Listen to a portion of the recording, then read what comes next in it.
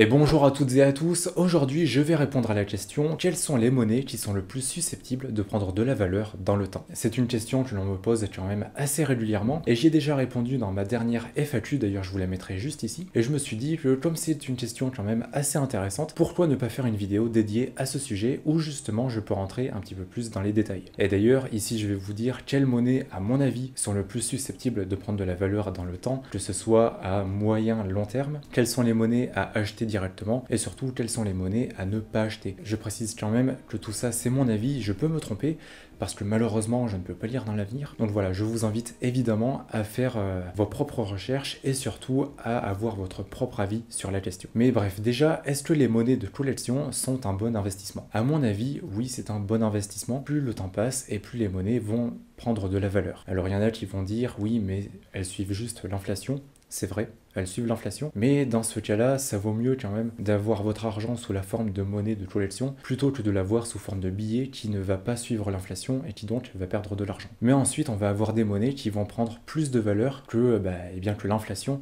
et qui ne vont pas être corrélées au cours de l'inflation. Alors je prends toujours le même exemple, mais si on s'intéresse aux deniers d'Antonin-le-Pieux, quand j'ai commencé à collectionner, donc il y a de ça 12 ans environ, eh bien j'ai acheté les deniers d'Antonin-le-Pieux pour 30-40 euros.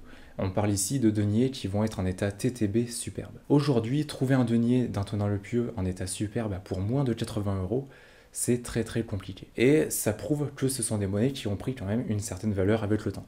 Alors ça marche pour les deniers d'Antonin-le-Pieux, mais ça marche pour quasiment toutes les monnaies romaines et pour même toutes les monnaies de manière générale. Ce que je vais vous déconseiller en termes de valeur, et justement, ce sont les monnaies que je vous déconseille d'acheter si jamais vous souhaitez faire de l'investissement, ça va être toutes les monnaies déjà qui ne sont pas démonétisées aujourd'hui, donc comme les euros par exemple, ou même comme les monnaies étrangères qui servent encore dans les autres pays, et surtout ça va être toutes les monnaies commémoratives qui peuvent être faites par la monnaie de Paris par exemple. Attention, j'ai rien contre bien entendu, ils font de très belles monnaies, mais à mon avis ce ne sont pas des monnaies qui vont prendre de la valeur tout de suite. Mais bref, si jamais vous souhaitez en savoir plus sur l'investissement dans les monnaies, j'avais déjà fait une vidéo dont je vous la mets juste ici, et aussi je vous la mettrai dans la description, comme ça vous pourrez avoir plus de détails à ce sujet. Mais bref, donc maintenant, quelles sont les monnaies, et surtout, quelles sont les caractéristiques qui vont faire en sorte qu'une monnaie va prendre plus ou moins de la valeur? Déjà, ce qui va être intéressant, ça va être au niveau du métal.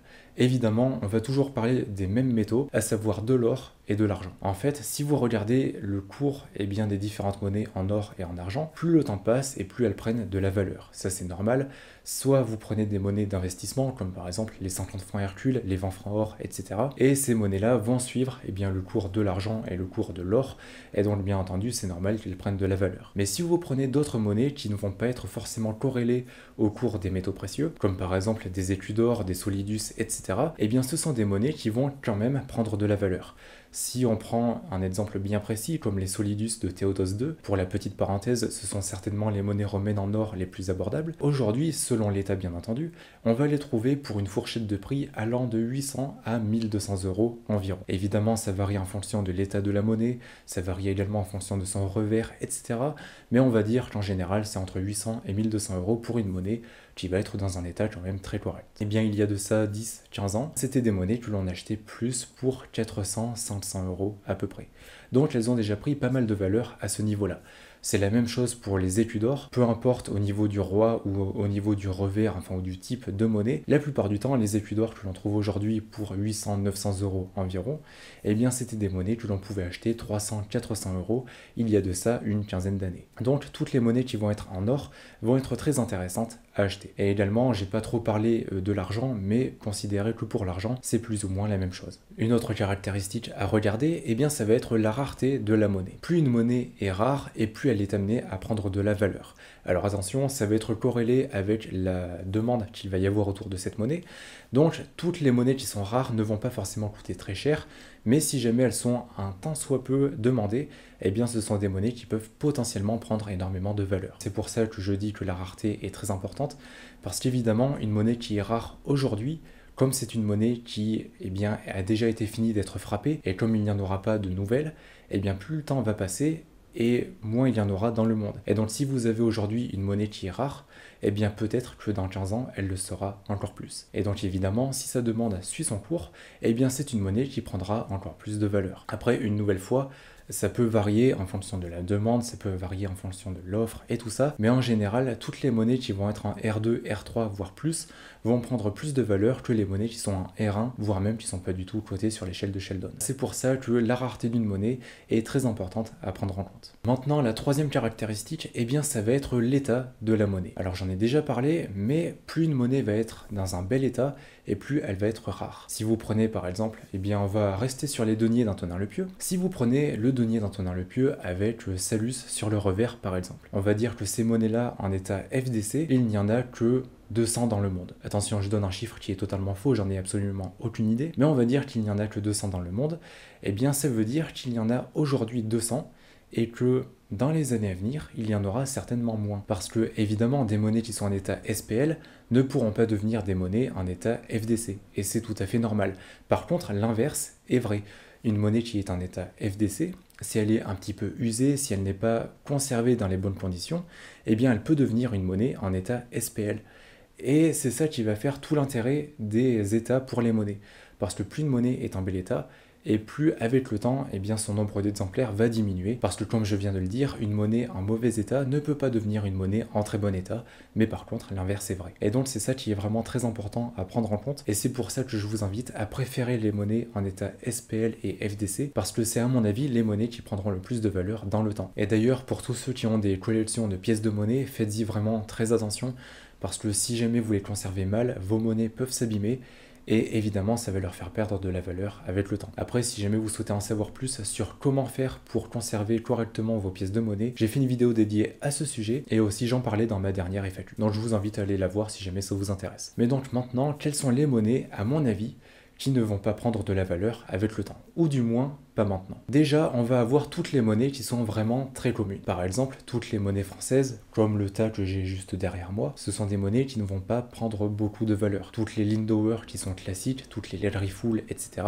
à moins que ce ne soit des essais, à moins qu'elles soient en état fleur de coin et tout ça, honnêtement, jamais elles prendront énormément de valeur. Ou du moins, je ne pense pas. Et une nouvelle fois, elles vont pas en prendre dans les années à venir. Il faudra attendre pour ça, je pense, plusieurs dizaines, voire même 100 ou 200 ans avant que ça vale la moindre chose. Donc c'est pour ça que je vous invite à ne pas vous intéresser à ces monnaies-là, ou du moins à ne pas vous y intéresser pour un investissement potentiel. Si jamais vous souhaitez faire une collection de monnaies autour des monnaies françaises, vous êtes totalement libre de le faire, il n'y a vraiment aucun souci, mais ce ne sera pas forcément le meilleur investissement du monde. À côté de ça, toutes les monnaies qui sont pas démonétisées aujourd'hui, comme par exemple les euros, ce sont à mon avis pas forcément de très très bons achats. Vous pouvez éventuellement acheter les coffrets, mais à mon sens, ce n'est pas la chose qui va prendre le plus de valeur. Et ensuite, toutes les monnaies, par exemple pour la monnaie de Paris, pareil, je ne pense pas que ce soit une très bonne idée à acheter. Quand j'ai commencé à collectionner, il y a de ça 12 ans, j'avais acheté par exemple des monnaies de la semeuse, donc les 5 euros, les 10 euros et tout ça. Et ce sont des monnaies qui n'ont pas pris de valeur, ou du moins très peu. On est peut-être passé d'une monnaie qui coûtait 10 euros à une monnaie qui maintenant en coûte 12. Donc ça va pas être très très intéressant. Et une nouvelle fois, plus ça va, plus ce sont des monnaies aussi qui vont je trouve être de mauvaise qualité. Par exemple, l'autre fois, je vais à la poste, et là-bas, il y avait une sorte de comptoir pour mettre en avant, je crois que c'était la collection autour de Naruto. Et donc, je regarde un petit peu les pièces, enfin, elles y étaient pas, hein, parce que sinon elles auraient été volées, mais je regardais un petit peu les images et tout ça, les photos et tout. Et puis, je remarque qu'en tout petit, c'était écrit que les pièces en or étaient en or 333 pour 1000. C'est-à-dire que sur votre pièce qui va peser, on va dire, 3 grammes, pour simplifier les choses, eh bien il n'y a qu'un seul gramme d'or pur. Donc le reste, c'est soit du cuivre, soit de l'argent, soit un autre métal. Et en soi, est-ce que l'on peut considérer ça comme étant réellement une pièce d'or? Honnêtement, j'ai pas la réponse, même si je suppose que s'ils le disent, c'est que légalement ça passe. Mais je trouve ça dommage, parce que ça veut dire que les pièces, vous pensez acheter une pièce en or, mais en soi, il n'y a qu'un seul tiers d'or dedans. Et à mon avis, ce ne sont des monnaies qui sont intéressantes à acheter que si vous êtes vraiment un gros fan de la monnaie de Paris, ou si vous êtes un gros fan de Naruto. Par contre, si vous souhaitez juste investir, à mon avis, ce n'est vraiment pas une très bonne solution. Mais donc ça, c'était vraiment pour les monnaies que je vous déconseille d'acheter. Après, attention, je fais quand même une petite parenthèse autour de ça. Mais je n'ai rien contre la monnaie de Paris, attention, ils font vraiment de très belles monnaies. Et je comprends bien que le sens de leur monnaie, c'est pour rendre hommage, pour faire des commémorations et tout ça. Et c'est en aucun cas pour faire de l'investissement. Mais si jamais vous, votre but, c'est de faire de l'investissement, ne vous tournez pas vers ce type de monnaie-là. Par contre, si jamais vous aimez bien Astérix Obélix, que vous aimez bien Naruto et tout, oui, là, il n'y a vraiment aucun souci, ce sont vraiment de très belles monnaies pour commémorer ça. Mais bref, donc là, c'était vraiment toutes les monnaies que je vous déconseille d'acheter pour faire de l'investissement. Maintenant, quelles sont les monnaies à acheter ? Eh bien, si vous souhaitez qu'elles prennent de la valeur dans le temps. Déjà, toutes les monnaies, évidemment, qui sont démonétisées et qui sont dans des états FDC, SPL, c'est vraiment, à mon sens, des monnaies qui vont vraiment prendre de la valeur dans le temps. Alors pour ça, on va prendre, par exemple, eh bien, les deniers romains, donc ce sont des monnaies romaines en argent.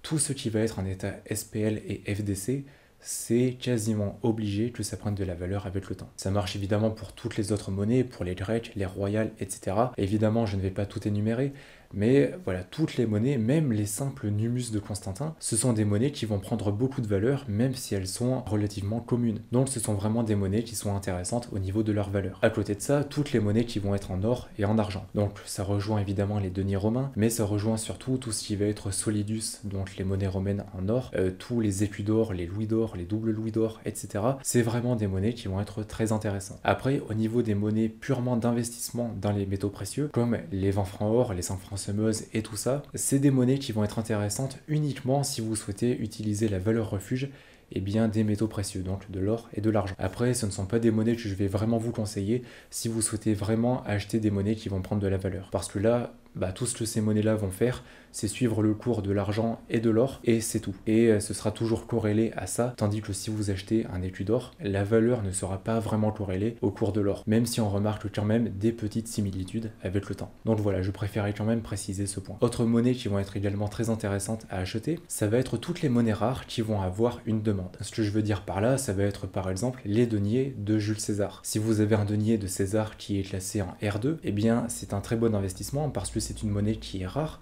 d'un personnage qui est connu, et donc d'un personnage qui est demandé. Donc ça veut dire que vous avez une offre qui va être relativement faible, mais par contre, eh bien vous avez une demande qui va être relativement importante.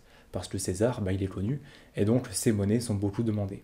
Et donc ça, avec le temps, évidemment, ça prend beaucoup de valeur. Donc si vous avez même une monnaie qui va être, on va dire, plutôt commune, comme les deniers à l'éléphant de César, ce sont des monnaies qui sont très intéressantes à acheter. Donc voilà, si je devais résumer tous les points à prendre en compte pour avoir des monnaies qui vont prendre de la valeur dans le temps, ce sera toutes les monnaies qui vont être dans un état, le plus bel état possible, donc SPL, FDC. Évidemment, vous n'avez pas besoin de ces états-là pour qu'elles prennent de la valeur, mais si vous souhaitez que ce soit le plus efficient possible, évidemment, ces états-là seront les plus intéressants. Ensuite, privilégiez les monnaies qui vont être en or et en argent. Si elles sont en cuivre, évidemment, elles prendront de la valeur, mais moins que des monnaies en or ou en argent. Et enfin, préférez des monnaies qui vont être plutôt rares. Donc, à mon avis, toutes les monnaies qui ont ces points-là, ce seront des monnaies qui prendront beaucoup de valeur dans le temps. Après, attention, quand je dis dans le temps, je parle ici de moyen long terme, on va dire sur une période minimale de 10 ans par exemple. Donc ne vous attendez pas à acheter un denier romain par exemple à 100 € et à le revendre dans 6 mois pour 200 €, c'est pas le bitcoin non plus. C'est pour ça que je dis qu'il faut avoir une vision qui va être moyen long terme. Donc voilà du coup pour cette vidéo et du coup pour répondre à cette question. Une nouvelle fois je tiens à le préciser, mais je peux me tromper et je peux évidemment faire une erreur. C'est pourquoi je vous invite à faire vos propres recherches, à consulter les prix actuels et à les comparer avec les prix d'il y a 15 ans, 20 ans, parce que comme ça vous pourrez voir vraiment la différence. Et une nouvelle fois, faites-vous votre propre avis sur la question, parce que je tiens à le répéter, mais je peux tout à fait me tromper. Mais bref, donc sur ce, j'espère que cette vidéo vous aura plu. J'espère que ce concept où je réponds plus en détail autour d'une question et surtout autour d'un point bien précis, vous aura plu. Si c'est le cas, bien entendu, n'hésitez pas à me poser des questions dans les commentaires et peut-être que j'y répondrai plus en détail en vidéo. Et sinon, bien sûr, je vous rappelle que vous retrouverez dans la description le lien vers mon site internet empiredesmonnaies.fr. Dessus, vous avez la boutique sur laquelle se trouvent plusieurs centaines de monnaies en vente. Vous avez des romaines, des féodales, des grecques, des royales, etc. Il y a des monnaies en argent, des monnaies en or et il y en a surtout pour tous les budgets. Donc si jamais ça vous intéresse, c'est le premier lien sous la vidéo. Également, n'oubliez pas de liker, de vous abonner et d'activer la cloche des notifications. Moi, ça me soutiendra énormément et ça vous permettra de ne rater aucune autre vidéo. Et enfin, si vous êtes encore là, déjà merci beaucoup et puis marquez pièce de monnaie dans les commentaires. D'ici là, je vous souhaite une bonne journée ou une bonne soirée, prenez soin de vous et de vos proches et puis on se retrouve dans une prochaine vidéo. Allez, salut!